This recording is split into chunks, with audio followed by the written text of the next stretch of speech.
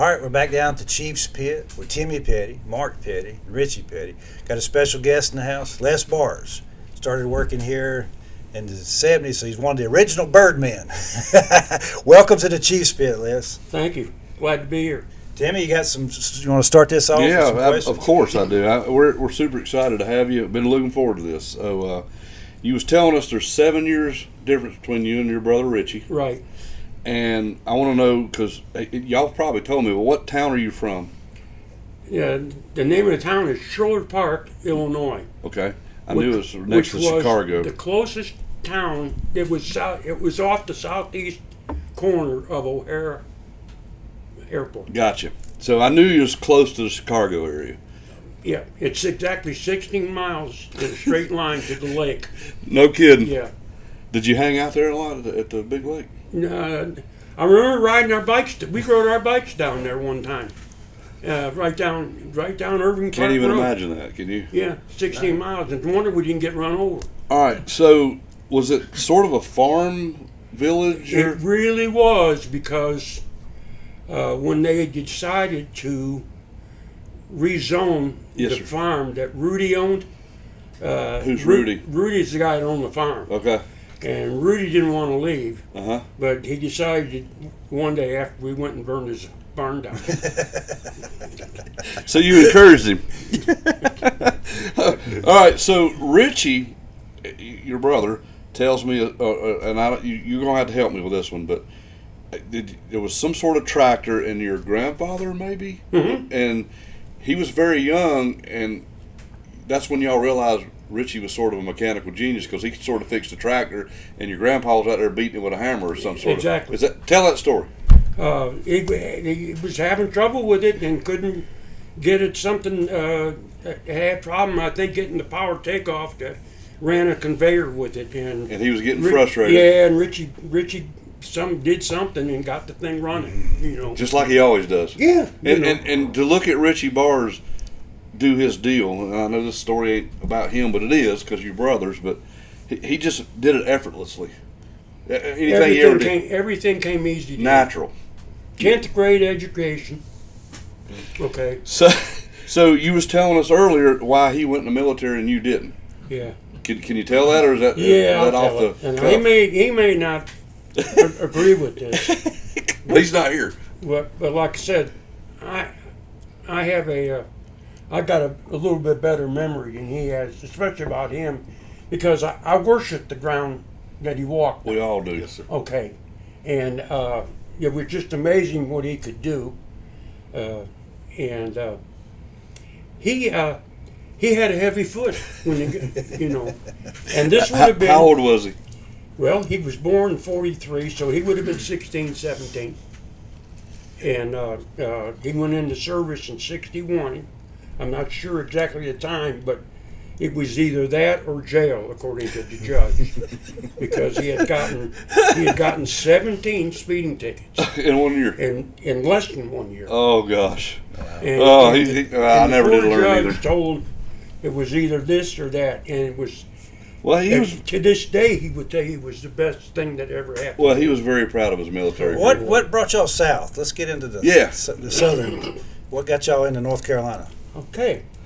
This is good. Richie came back from service in '64 and worked for a guy that ran an automotive repair service and ran 2 short track cars. What was the guy's name? Gene Marmer. He talked about that. Go ahead. Okay, Gene Marmer and Whitey Gherkin ran Yeah, Whitey Gherkin. Daytona in 1960 Okay. in a pair of '59 Pontiacs. How do they remember this stuff? Okay, now I think Marmer started 8th and Gherkin started about 16th, 17th, and they wound up, it didn't set the world on fire, but they did complete, ran the whole race. Yes, sir. And through the court, the guy that drove the second car for Gene Marmer, Richie built the guy a '63 Impala convertible that weighed 2,500 pounds. Okay, with a small block Chevrolet and steel wheels and the whole deal. Had a Power Glide transmission in it, but kept the clutch because they didn't want anybody to know. Gotcha. Okay, and the guy's name was Bill Lutz. So he's got some ties in with Lee. He run here in 50. Exactly right. 57. Damn right. Yeah, he did. He was from Kentucky. So you guys sort of knew about the Petties. Through him. Okay, through Bill Lutz. I didn't realize that. Thanks for Jack telling. Sullivan was Freddie's crew chief back when Richie was racing against him at O'Hare Stadium in 56 and 57. Okay, gotcha. Okay. Lutz knew Jack Sullivan. Knew Jack was working at home in Moody, because he moved when Freddie did. Okay. Okay, and Lutz got Richie interviewed through Sullivan. At home in Moody. Yes. Okay. Well, we was just talking about all our ties into racing. It all runs back together. It does. And It's I didn't even know that unbelievable. part of the story. I didn't either Holy cow! Thanks for sharing. Till I got No, to it's looking through very some of the touching. record books and seen his name. I said, it's got to be the same guy. Yeah. It is. It is. And drove for the Petties. Yeah. Yeah. And that's something. And it was a steady stream there for a while. So Continue on. Yeah. about that. So Richie works home in Moody. He You're came still. in 60, right at the beginning of 65. So are you still in high school? Oh, Or- yeah. Yeah. Yeah, No, I'm trying to put it all together. Yeah, I'm 15 years old. So you're admiring what your brother's Oh, doing God, I would call him every chance I And got. aggravate him. And, well, he didn't as like... much as he'd let you. Yes. And Cool. then I remember a friend and I came down here in 68. And he was still at Holman's. Yeah. Okay, and we came down during summer vacation and got to stay in an apartment over there with Richie and Eleanor. And we got to visit Holman's. So you were Unbelievable. intrigued. I was in, I'm not a Ford man, but I was in heaven. Oh yeah. Well, Okay. it was impressive. Even everybody that's ever been through there. Well, the Home and Moody connection with us is you had Pop Red work through there, Right. and you also had Uncle Julie work through Home and Moody. So we had And- ties in with them all. Another thing, I met Uncle Julie. Oh, did you really? Yeah, we'll get into him. All right. Fine man. Yes, he was. Yeah. Hard working. I've never heard anything bad about him. No. It goes back. They always said Uncle Julie was probably the better mechanic of him and Lee. That I don't know, but he was in the tire business when I met him. Right. But Yeah. Okay, so what year did you graduate high school, man? 68. 68. So that you were on the verge and you were already wheels was turning. That you wanted to come. Richie told me you need to get some experience Okay. racing. If I'm going to put a word for you and get you on In down. classic Richie Barsz form. Okay. Well, so I went to work for Whitey Gherkin Okay. and another guy that him and Whitey were partners in a little company called Dragon Slayers. Never heard of it. I gotta Well, write they that ran down. 269 Chevelles in USAC in the Gotcha. 69 season. Okay. Whitey winds up winning a race at Tri-County Speedway in Cincinnati, Ohio on Firestones and beats Don White. Uh-oh. That ain't big. That's big, ain't it? Yeah. Okay. That's how I got my DA Speed Sport jacket. You know, the racing jackets mean the world to everybody, especially the leather ones. It's hanging in the book, the Richard Petty book, Okay. that shows the middle of the shop with my toolbox. Yeah. That's that DA jacket, DA Speed Sport jacket. See, there's not many people to be able to pick out that minor detail. But go ahead. Yeah. Keep going, Les. Yeah. This is great. So we came in 68, and then, like I say, we did the whole season with Whitey Okay. at Milwaukee. We ran, The Dragon Slayers. yeah, was the name of it, and ran Indiana, Indianapolis Fairgrounds, which was a 1 mile dirt. Okay. Springfield, 1 mile dirt, and DuQuoin, Illinois, 1 mile dirt flat. I mean, I've heard of typical, the coin. like Hillsboro. Yeah. I don't know if you remember Hillsboro. No, none of us do. Just Okay. We were just kids. Yeah. But heard all the stories. Yep. Keep going. Keep going. But so I did the 69 season, and after that, I called Richie and I said, I made a decision. I said, can you think he can get me on? I says, I think I can. And sure enough, along about the middle of October, he said, load your stuff. This was in '69. Mm-hmm. Okay. And where was, I guess, going back to Richie, but our dad had met Richie, Eddie Lanier, and some other folks at Holman and Moody in '69 when they campaigned to Ford. So he got to know Richie really well. Okay. Because Richie helped him, and so did Eddie. You know, that's the way I understood When it. I was down there in '69, you all sent a trailer load of stuff. It's y'all. We were go ahead. No, Yeah. It was a car hauler. Okay. With a was a truck with a car hauler on it. It had 2 partials on it. Yes, I remember those. Okay. Supposedly the one had the rear suspension cut out of it because Richard was redoing it Okay. with Chrysler springs. But they had to send it back. They all were the folks- only ones that sent anything back. Well, and the story was Lee made them do that. Yeah, Daddy told that Yeah. story that The only thing that was kept was adamant. whatever was in the ground, which was the dyno, and I think there was one engine that stayed behind. Okay. And everything else, and Woods Brothers, Junior, Banjo, Bud Moore, Nobody ever sent the Ford stuff back. they had sold it all. They were big on that. Yeah. So, anyway, so you come down in October of '69 because I didn't know that. And went to date. work at Holman's. Mm-hmm. Okay. So Richie wasn't. He was off the road in '69. Okay. He had been with Mario in the Can-Am deal Yeah. in '69. Speaks highly of Mario. Yo, God. Well, who wouldn't? Mario Almost, Andretti. almost fights between Dale Inman and Richie Barsz over The greatest driver. Muhammad Ali, catches play Muhammad Ali and Joe Frazier. Okay. Okay, and Mario Andretti and whoever else. Because there was nobody after No. Mario for Richie. No. Okay. Well, I mean, the record speaks for itself, Yeah, doesn't it? and Richie helped him out a little bit, and him and Richie got to be real good friends. Holman was trying to screw him out of some, well, I don't know if it was Holman or Ford, but tried to screw Mario out of some of his winnings, and Richie went to bat and made sure that Mario got paid. Really? Yeah, and that kind That's of pretty good influence, I would say, at that time. All right, so you guys, well, you didn't stay at Holman's very long, then, did you? Here's what happened. Okay, gotta know. November 1st, the word comes out, high rumors, Ford's leaving. Getting out of racing. That's it. Lock, stock, and barrel. So you just get started and they're pulling out. Well, so Richie did some searching, talked to Dale. I know him and Dale were tight. I know he went to the Woods Brothers, interviewed with the Woods Brothers a little bit, Junior. I think there was somebody else. But anyway,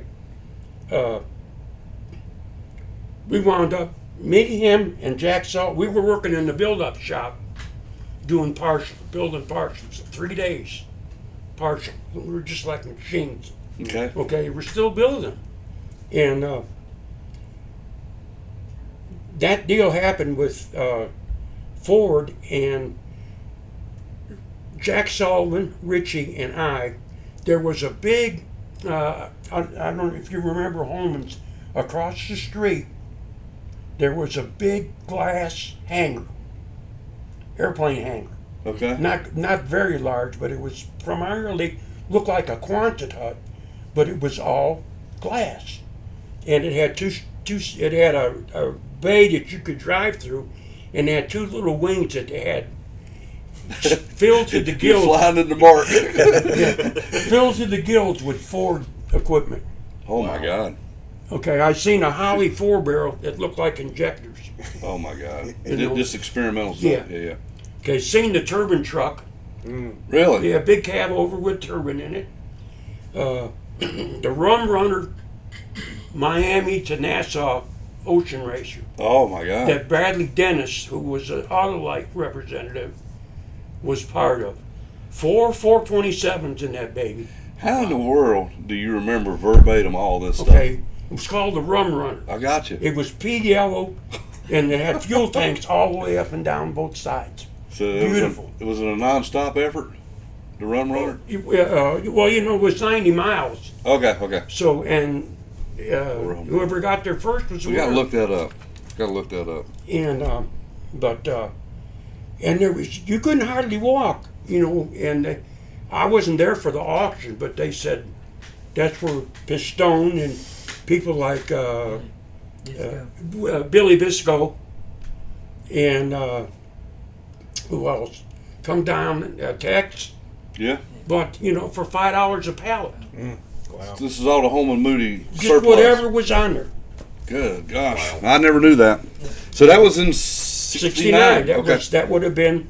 So they that were would have really been- they were getting out. That would have been around Christmas '69. Okay. All right. So You want to hear Ralph Moody's story? absolutely, Rabbit hunting? we got time if you do. I'm not a hunter. I ain't much of one either. Okay. But we're in the billet shop, and I kind of get to know all these guys.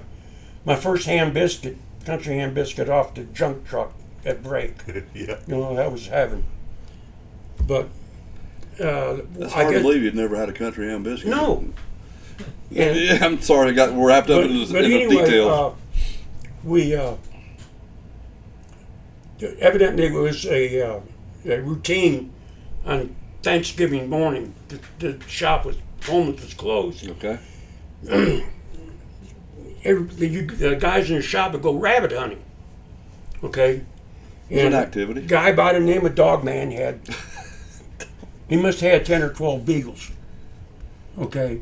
And somebody else had beagles, and this and that, one thing or another. Well, Ralph Moody's he's the one that puts this deal all together. He's the head hunter. Never forget this as long as I live. He bought a load of Ford Cortinas that had come over on the boat, and the deck had fell in and crushed about half of them. Okay. And Ralph bought the whole load. It must have been 25 of them. Okay? Cortinas. Yeah, Ford Cortina, English Ford. Okay. Well, he made a hunting vehicle out of this one. He had the top cut off, okay, and a roll bar put in. And here he's standing with a freaking shotgun, holding on the roll. He's got his arm around the roll bar. We're rabbit hunting down through through Thickets. somebody's field Oh my God. on Thanksgiving morning. In the meantime, Looked like the Rat Patrol. yeah, and it was funny. A couple dogs that wound up getting shot. This and that one thing. So this was the dog story he was going to tell me. but- Okay. but I was thinking more like that John Wayne movie Hatari. When Oh, yeah, that's what it yeah. sounds like. And they had to shoot the rhinoceros or something well, like that. that was Ralphie standing up in the back That's what I'm seat, envisioning. and his nephew was driving, Okay. and he was just all bundled up, and he was ready to go, man. All right, let's get back into the Coming here in coming 1970. to use the 69. That was December. So when did you get to Petty Enterprises? Okay, Richie and I came on I know it must have been on a Saturday. Richie's got a '65 Chevy Impala that we rode up here in. It's about dusk when we get here. Okay, the museum's not here. Right. Yeah, that building wasn't even there then. Okay, the well house is here, Okay. which I got a good story about that. I can't wait. That involves Richard. Okay. And we come in on a Saturday and we pulled in the gate and parked up to the gate, and we went into the conference room in Martha Jane's office Yes, sir. and had an interview, which they knew all about Richie, Right. and they knew and the second car was coming. Okay. And they were looking for Chrysler. help. Yes. Yep. Okay. Didn't know beans about me. Okay. Okay, and which I don't understand it to this day how they ever hired me, because I didn't. How long was your hair then? It wasn't. I had the Yankee look. Okay. I was brill creamed, man. Oh, it is 1970. I would have never thought of that. Okay. Yeah, I was brill creamed. Richie's dab do hair you? wasn't real long Okay, at the time. at the time. Okay. That's another story. Okay. We had to get it cut Okay. per NASCAR. Really? Oh yeah, your dad was in on that deal. Oh my God. But anyway, so we go